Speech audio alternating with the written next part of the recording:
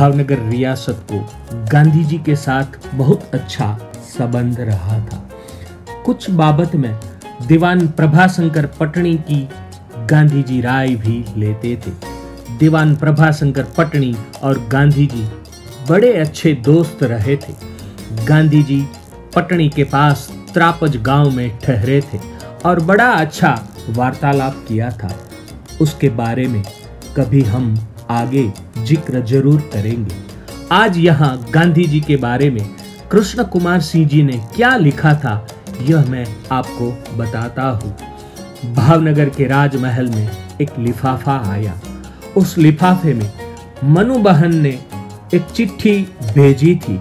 उसमें लिखा गया था कि महाराजा कृष्ण कुमार सिंह जी, आप बापू पर कुछ संस्मरणें और अन्य बातें लिखकर मुझे भेज दें। महाराजा कृष्ण कुमार सिंह जी बड़े असमंजस में पड़ गए कि मैं क्या महात्मा के बारे में लिख सकता हूँ, मैं थोड़ी कोई बड़ा लेखक हूँ। महाराजा को पहले लगा कि मैं मनु बहन को दुख न लगे ऐसी भाषा में कुछ उसको जवाब दे दूं। આપને ઇતિહાસ અને સંસ્કૃતિમાં રસ હોય તો આ ચેનલ સબસ્ક્રાઇબ કરી આ બેલ આઇકન દબાવો, જેથી કરી આપને નવા વિડીયોના નોટિફિકેશન મળતા રહે। महाराजा सोचने लगे, गांधी जी पर अब तक कितना कहा जा चुका है, कितने सिद्धहस्त लेखकों ने लिख रखा है, तो मैं क्या लिखूंगा। फिर भी महाराजा का अंतरात्मा बोले, नहीं कृष्ण कुमार, तुमको लिखना पड़ेगा। तब भावेणा के ये बड़े राजवी ने कलम उठाई और गांधी जी के बारे में लिखने का शुरू किया। मुझे याद है तब तक साल थी 1935। गांधी जी हरिजन चंदा के लिए भावनगर पधारे थे। उस वक्त मुझे राज्य की लगाम हाथ लिए 4-5 साल ही हुए थे। मुझे गांधी जी का दर्शन करने का मन हुआ, इसलिए मैंने दीवान प्रभाशंकर पटनी को बात कही।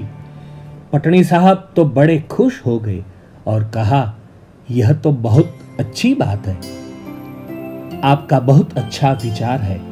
अब गांधी जी जहां ठहरे हैं वहीं आप पधारे। गांधी जी से मैं आपकी मुलाकात का वक्त पूछकर निश्चित कर लूंगा।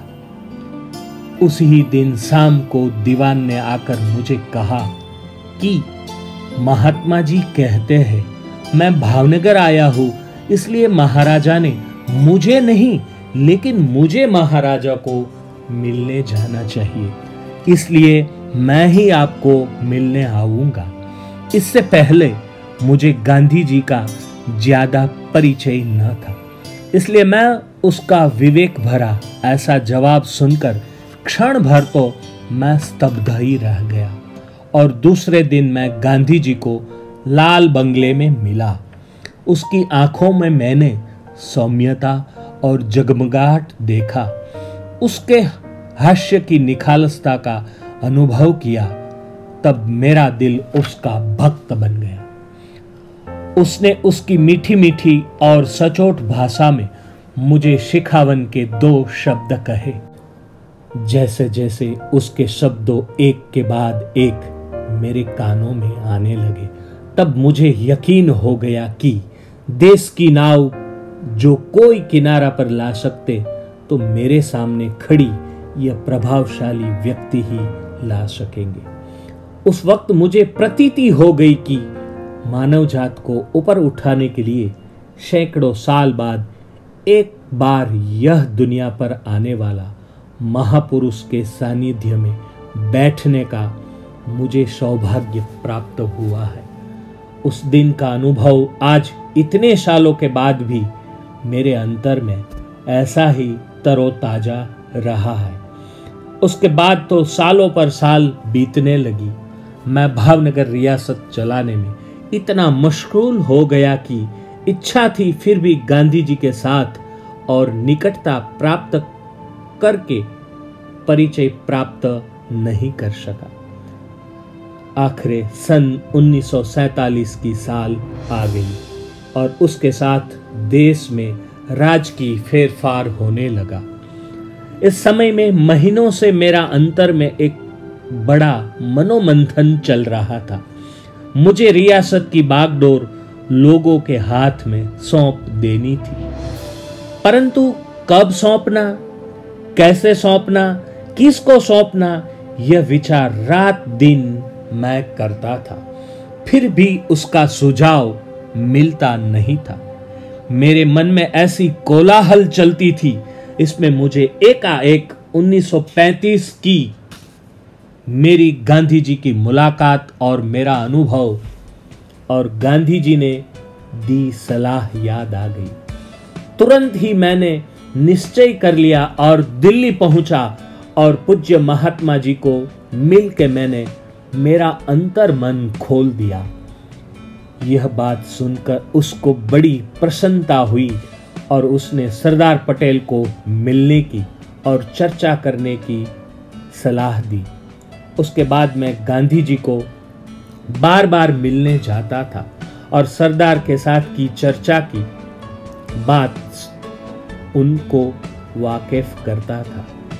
यह सब बात के परिणाम स्वरूप आखिर में भावनगर रियासत ने गांधी जी का आशीर्वाद के साथ लोकशाही के रास्ते पर चलने का प्रथम कदम उठाया।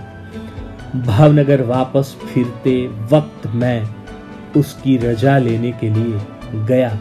तब महात्मा जी ने मुझे पूछा कि आप सत्ता लोगों को सौंप देते हो, लेकिन आपका प्रीवी पर्स यानी सालियाना का क्या होगा? मैंने उत्तर दिया, मैं आपके ऊपर परम श्रद्धा रखकर जब मेरी लाखों की बस्ती का भावी आपके हाथ में सौंप चुका हूं, तो फिर मेरे अकेला का भावी को आप जैसे महापुरुष की शुभ निष्ठा को सौंप देने में मुझे बार बार सोचने का मुझे क्या अधिकार है? मेरा प्रीवी पर्स का प्रश्न आपके चरणों में ही मैं रख देता हूं।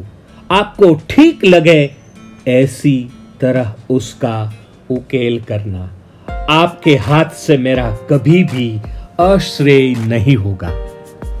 यह सुनते ही गांधी जी जोर जोर से हंसने लगे और उसकी लाक्षणिक शैली में मुझे अंतर से आशीर्वाद दिया। तब मुझे पता नहीं था कि यह मेरी आखिरी मुलाकात होगी, लेकिन उसके आशीष के शब्दों आज भी मेरे कानों में गूंज रहे हैं और यह पवित्र स्मरण को मेरा परम धन मानकर मेरा हृदय में उसको निजी मूड़ी के रूप में बचा के रखा है।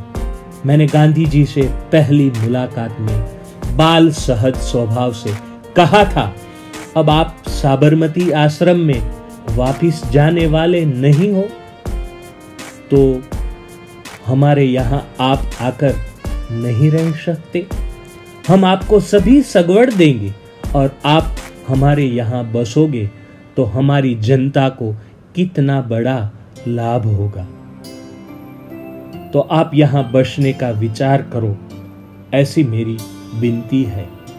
गांधी जी यह युवान महाराजा की मुग्धता भरी बानी सुनकर हंस पड़े और उसके मन में लगा कि दूसरे राजाओं मुझे आफत समझकर मैं वहां जाऊं तब मिलने का और दूर रहने का पसंद करते हैं, लेकिन यह राजा तो मुझे उसके पास ठहरने का कह रहे हैं। गांधी जी ने जवाब दिया कि आप ऐसी इच्छा प्रकट करते हो इसलिए मुझे बहुत आनंद है, लेकिन मेरे जैसे लोग आपसे दूर रहे वही अच्छा है। मैं यहाँ आकर बस जाऊं और कहीं किसी को अन्याय होता देख जाऊं, तब मेरे से शांत बैठा नहीं रहा जा सकता और मेरे से कुछ ऐसा किया जाए और मैं आपके लिए उपाधि रूप बन जाऊं, इसलिए मैं वहां जहां हूं वहां ही ठीक हूं।